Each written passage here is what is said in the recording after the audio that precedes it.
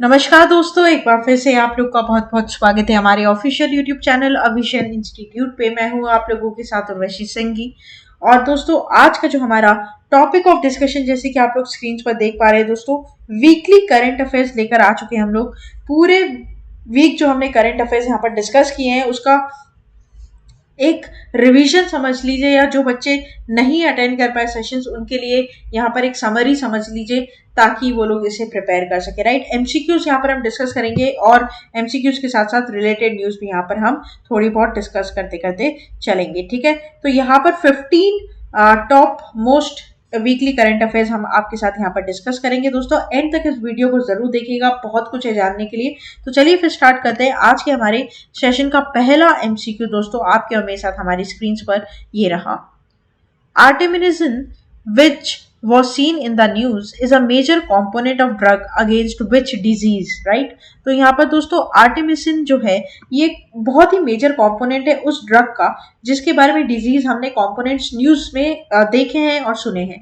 Option है आप लोग के पास डायबिटीज, मलेरिया, SARS और हाइपरटेंशन। तो करेक्ट यहाँ पर जो हो जाएगा वो हो जाएगा दोस्तों आप लोग का option number B, that is malaria.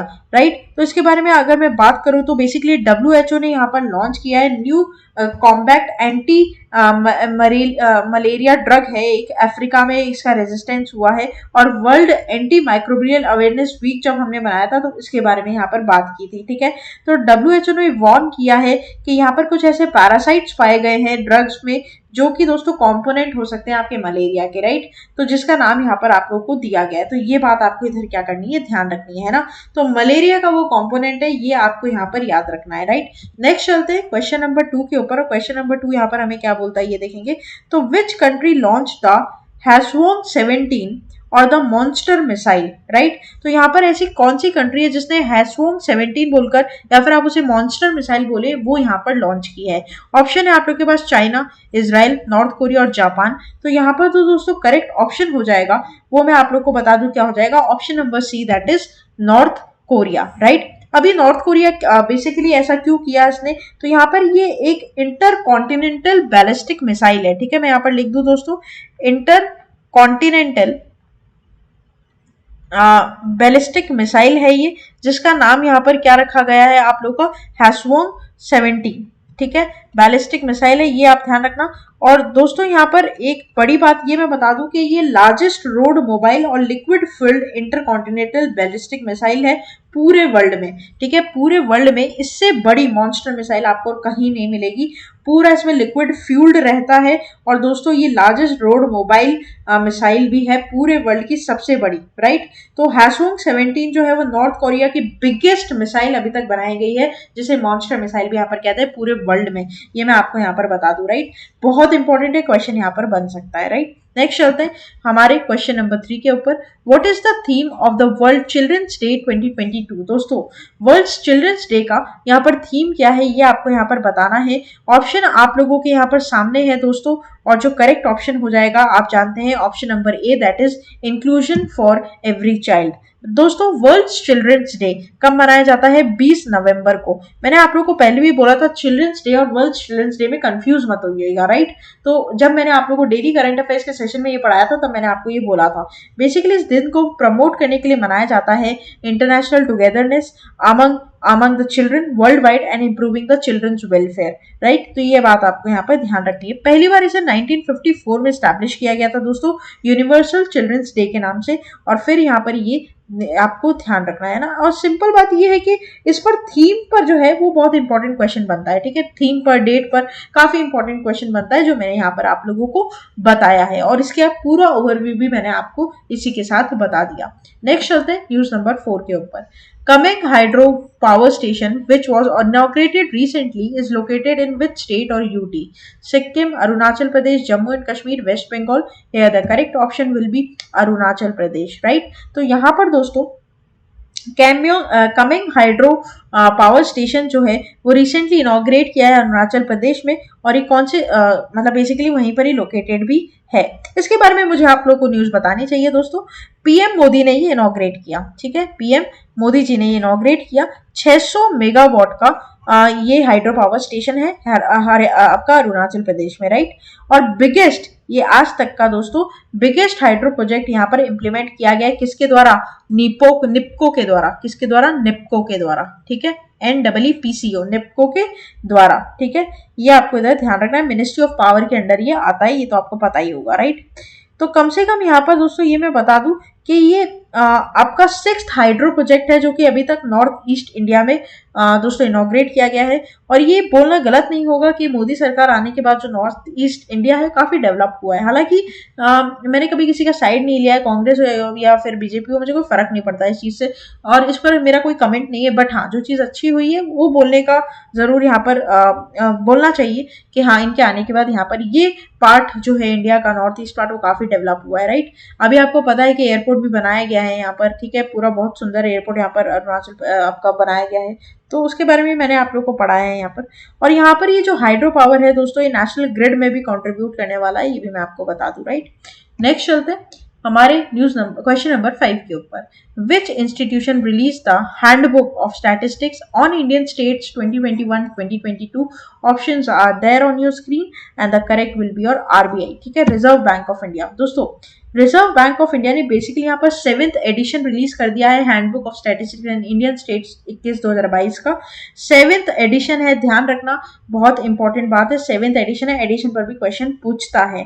और आरबीआई की अगर मैं बात करूं तो दोस्तों आरबीआई के बारे में आपको पता है, आरबीआई का अपना खुद का एक्ट है, आरबीआई एक्ट 1934। और अभी जो प्रेजेंटली आरबीआई की गवर्नर है हमारे साथ, वो है 25th पोजीशन पर श्री शक्तिकांता दास। साथ ही साथ दोस्तों RBI apex bank, bankers bank और गवर्नमेंट बैंक्स भी माना जाता है, बैंक फॉर द गवर्नमेंट भी माना जाता है। और साथ ही साथ ये भी बता दूं मैं, आरबीआई का हेडक्वार्टर आपका बॉम्बे में है। फर्स्ट 2 साल कैलकाटा में था, लेकिन 1937 से लेकर एट प्रेजेंट तक आज इसका हेडक्वार्टर कहाँ पर है?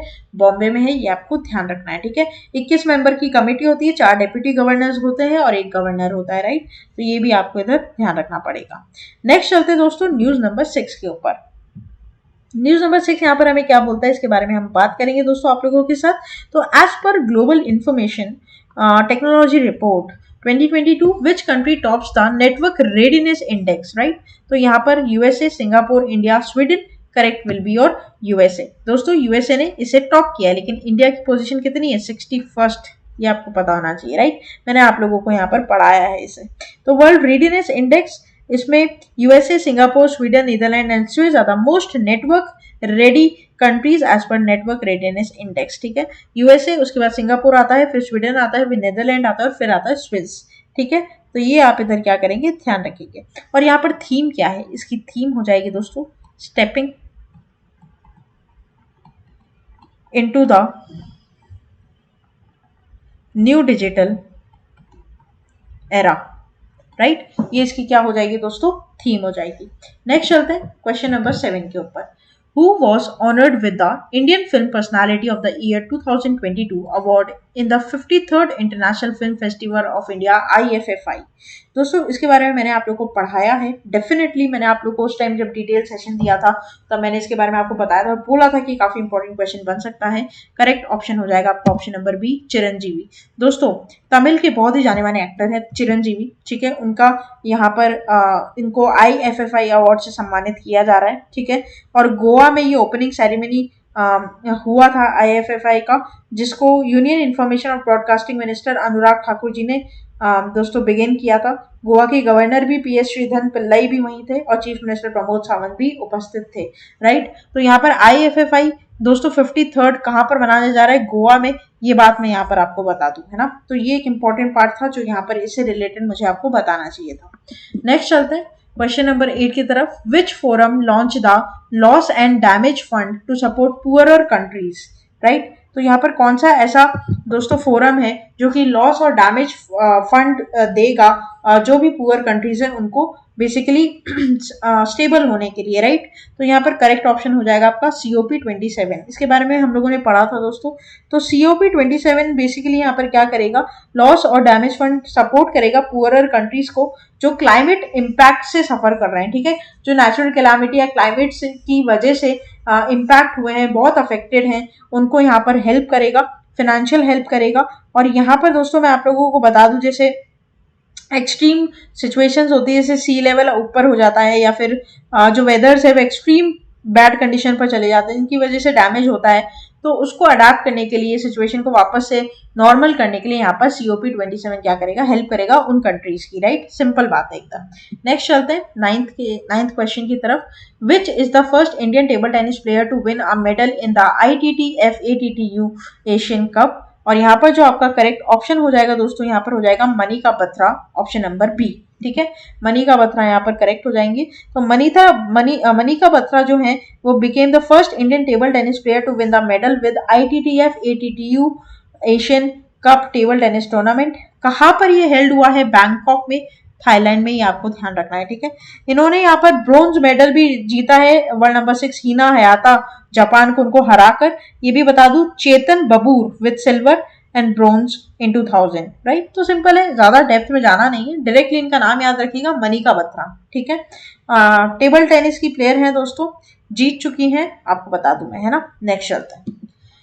Which country is the chair for the Global Partnership on Artificial Intelligence GPI in 2022? Correct will be और इंडिया। यहाँ पर क्या हो जाएगा ऑप्शन, करेक्ट इंडिया।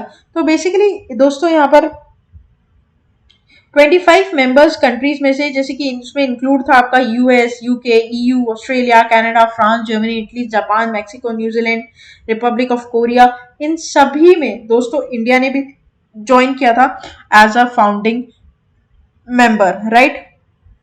और इंडिया अब यहाँ पर ग्लोबल पार्टनरशिप ऑन GPI 2022 को क्या करना जा रहा है दोस्तों, यहाँ पर बेसिकली चेयर करने जा रहा है, राइट। तो ये एक बहुत इंपॉर्टेंट बात है। पहले फ्रांस कर रहा था पिछले साल, और इस साल अब क्या करेगा, इंडिया करेगा, राइट। नेक्स्ट चलते हैं 11th क्वेश्चन के ऊपर दोस्तों हमारे पास यहाँ पर। तो 11th क्वेश्चन यहाँ पर हमें क्या पूछता है, India set to unveil young professional schemes with which country, right. तो यहाँ पर करेक्ट हो जाएगा आपका यूके। अब क्या है ये, भला ये पढ़ लेते हैं। तो इंडिया और यूके एक नया न्यू रेसिप्रोकल वीजा अरेंजमेंट यहाँ पर सेट करने जा रहे हैं। 3000 डिग्री होल्डर इंडियंस जो है nationals between the age of 18 and 30 will allowed to come to Britain every year to live and work up for 2 years, right. तो यहाँ पर कम से कम 3000 ऐसे इंडियंस जो कि 18 से 30 साल की उम्र के बीच में है दोस्तों, डिग्री होल्डिंग है उनके पास, तो वो आकर यहाँ पर क्या कर सकते हैं, यूके में काम कर सकते हैं और पढ़ाई कर सकते हैं, ठीक है, रह सकते हैं 2 साल तक। The UK Indian young professional scheme will be reciprocal and open in early 2023 and it is set to launch during the first bilateral meeting between prime minister Narendra Modi and British counterpart Rishi Sunak. आपको पता है ना, UK के change हो गए, ऋषि सुनाक हो गए। और यहाँ पर दोस्तों क्या होने वाला है, ये लोग मार्जिन भी रख रहे हैं, G20 समिट बाली में होने वाली, उसके बारे में भी यहाँ पर बात करेंगे, राइट। तो India is the first country to get benefit of such a scheme. मैं आपको बता दूं, पहला ऐसा कंट्री बना है इंडिया जो कि यंग प्रोफेशनल स्कीम के अंडर पहला बेनिफिट लिया है जिसने, राइट। तो यहाँ पर यूके के साथ 3000 स्टूडेंट्स का कोलैबोरेशन हो रहा है, बड़ी अच्छी बात है ये, और जिनको अगर जाना है वो अप्लाई कर सकते हैं, राइट। नेक्स्ट चलते हैं। Respect for marriage act is associated with which country. तो यहाँ पर करेक्ट हो जाएगा आपका USA, राइट। इसमें क्या है, तो US ने अडेप्ट किया है दोस्तों advance respect for marriage act that would provide federal protection for same sex and interracial marriages, right. तो ये आपको ध्यान रखना है। और यहाँ पर सेम सेक्स मैरिजेस को यहाँ पर बेसिकली अलाउ किया जाएगा, और इंटररेशियल मैरिज को भी यहाँ पर अलाउ किया जाएगा। सेक्स, रेस, एथनिटी और नेशनल ओरिजिन को सब हटा के आपको जिससे शादी करनी है आप कर सकते हैं। तो वैसी वाली चीज़ यहाँ पर लेकर आए हैं, जो बहुत अच्छी बात है, और डेफिनेटली पूरे वर्ल्ड में ऐसा हो जाना चाहिए। तो जितने भी लोग जो रह रहे हैं उनको एक डिग्निटी यहाँ पर मिलेगी, राइट। नेक्स्ट चलते हैं 13th नंबर के ऊपर। देवनी पोलो airport has been inaugurated in which state or UT? Options are there on your screen. Correct will be Arunachal Pradesh. दोस्तों इसके बारे में मैंने आप लोगों को लास्ट सेशन में भी बताया था अपने।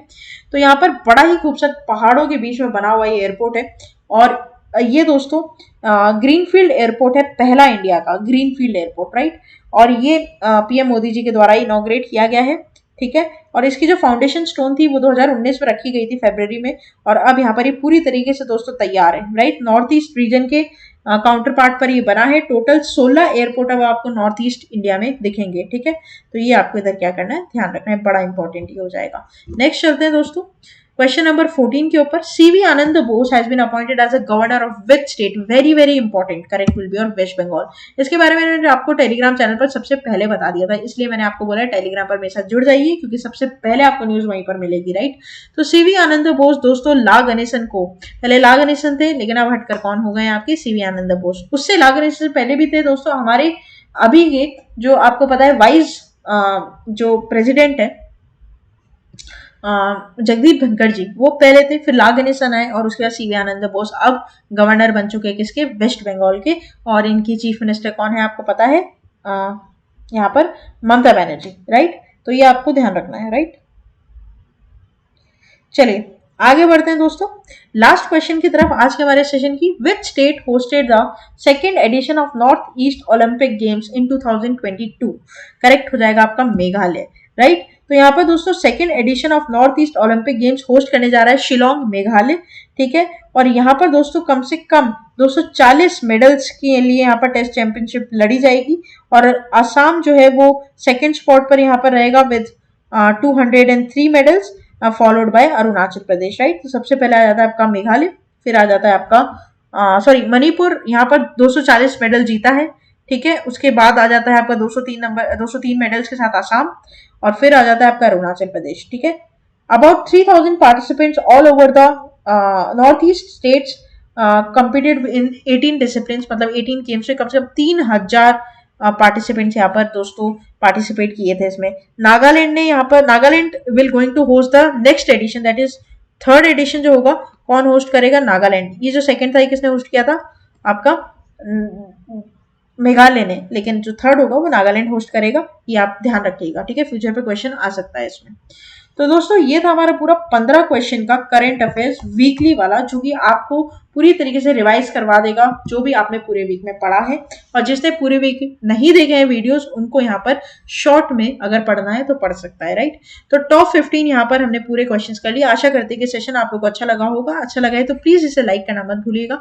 चैनल को आप लोग तुरंत ही सब्सक्राइब कर लीजिए, साथ ही साथ शेयर कर दीजिए अपने फ्रेंड्स, रिलेटिव्स और ऐसे एग्जाम एस्पिरेंट्स के साथ जो एग्जाम की तैयारी कर रहे हैं और जो एक कॉम्पिटेंट एस्पिरेंट्स हैं, राइट। साथ ही साथ आप टेलीग्राम पर डायरेक्टली मेरे साथ जुड़ सकते हो दोस्तों, क्योंकि इन सभी वीडियोस की लिंक और पीडीएफ सबसे पहले आपको वहीं पर मिलेगी। और साथ ही साथ शेयर करते रहिए, बेल आइकन को जरूर प्रेस कर दीजिए। तब तक के लिए आगे आने वाले और फ्रूटफुल वीडियोस के लिए बने रहिए मेरे साथ। Thank you so much and have a nice day.